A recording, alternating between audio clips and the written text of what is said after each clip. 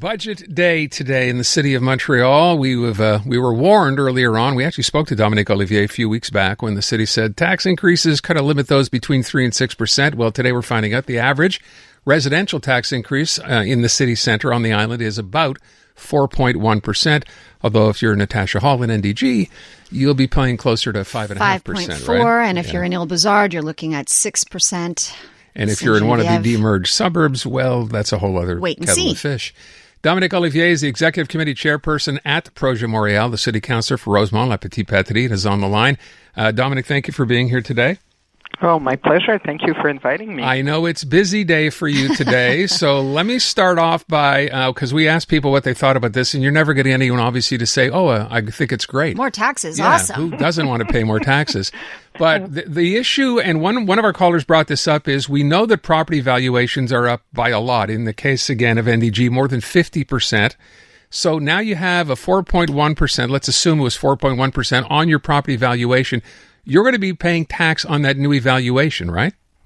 You are, but one of the things that is necessary to know, Aaron, is that, and I want to reassure the population, what we have done is that we have reduced the taxation rate in order to offset the impact of the value increase. So there's two measures that we're taking to make sure that people don't feel like an incredible shock. The first one is, like I said, the reduction of our taxation rate.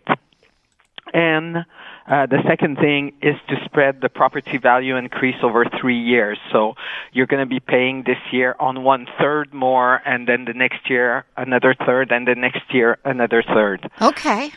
That's encouraging. So that will, because, one of the things that was important to us, and the mayor was very adamant about it, was the fact that we wanted to protect the capacity of spending of Montrealers, because we know that things are tough for everybody.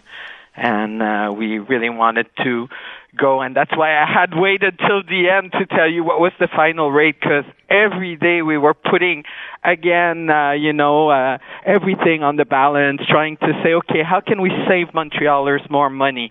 And unfortunately, that's our bottom line, is 4.1 and mean for the residential sector. And that means that we're absorbing about 3 points of inflation that the city is taking care of in its budget. Yeah, and you kept your promise on that front. You said that you would come in under the rate of inflation, which is 6.9, so 4.1. You're keeping that promise. However, it's still going to hurt. I appreciate that it's phased over 3 years. That does help. But we know that landlords, and I think I asked you this last time we spoke, landlords will be passing on some of that increase to tenants, even under a controlled basis, and we're in a housing crisis. So how are we going to deal with that?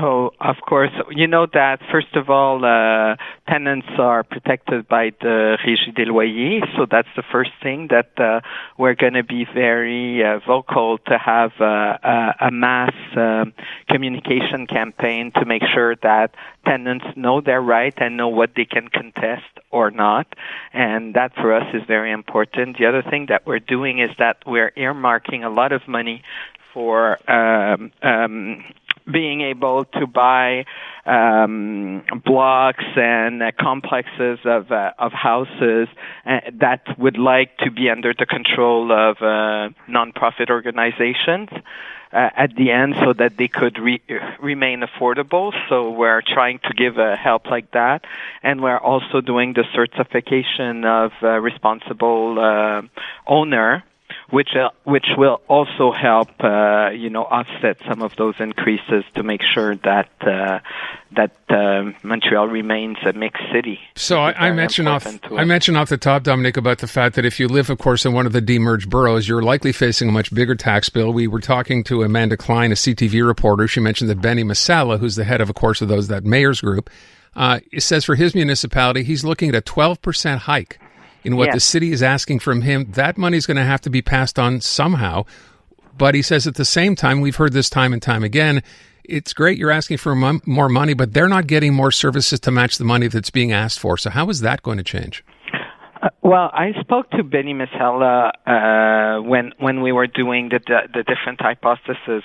And what we had to see is that there are some problems, but maybe the problems are not so much between the city of Montreal and the different boroughs, but between the boroughs themselves. How do you explain that For example, Westmount is only facing a 0.3% increase. And Benny, like you said, is about 12%. There's some people that are at 2-3%. And East Montreal is at 22%. So unfortunately, that's due to the fact that the taxation roll, increased more into those boroughs than they did into the central city. But it also makes us realize that maybe the way we are calculating the quote-part, that model has come to an end.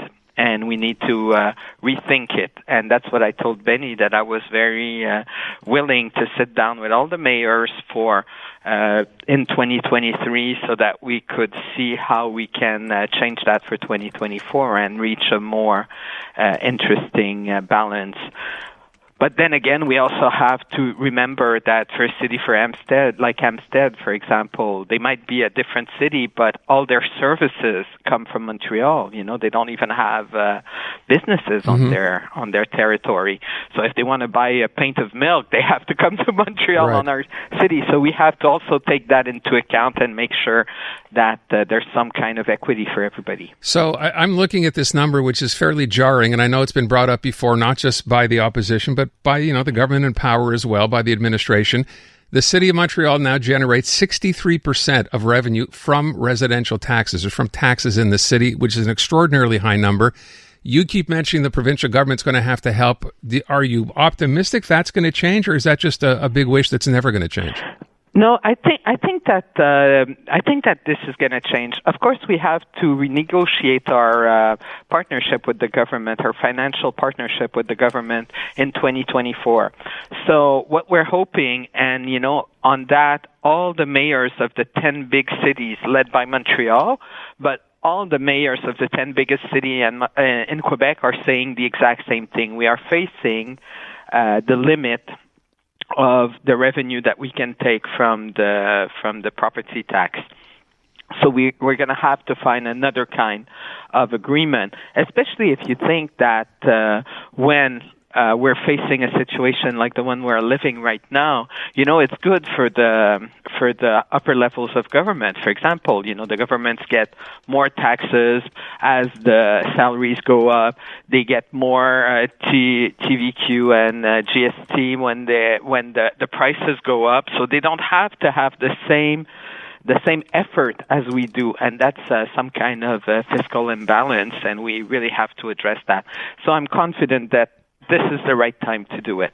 So I also wonder then, given that everyone is finding things tough right now, right? Everything is costing more. Everyone's having to tighten their belts and cut their budgets. And yet the city added $300 million to the budget. So we're looking at $6.76 million. So I need to ask, are you tightening your belts and watching your money there? Mm-hmm. One of the things, Natasha, that you have to realize is that when we start the budget, we start with a $300 million deficit, if we wanted to keep everything. So, of course, we have to make choices, and we do make them. But one of the things that is important to us is that we do not want to cut into the services to the population. The other thing that we're doing also is that we're right now doing a kind of a survey of all our services to see where there are ways that we could be more efficient or places where we can cut. So that's important. But when you're talking about the increase, you have to remember also that some part of that spending is also the fact that we increase whatever infrastructures we are paying cash for. And that strategy last year allowed us to save $50 million.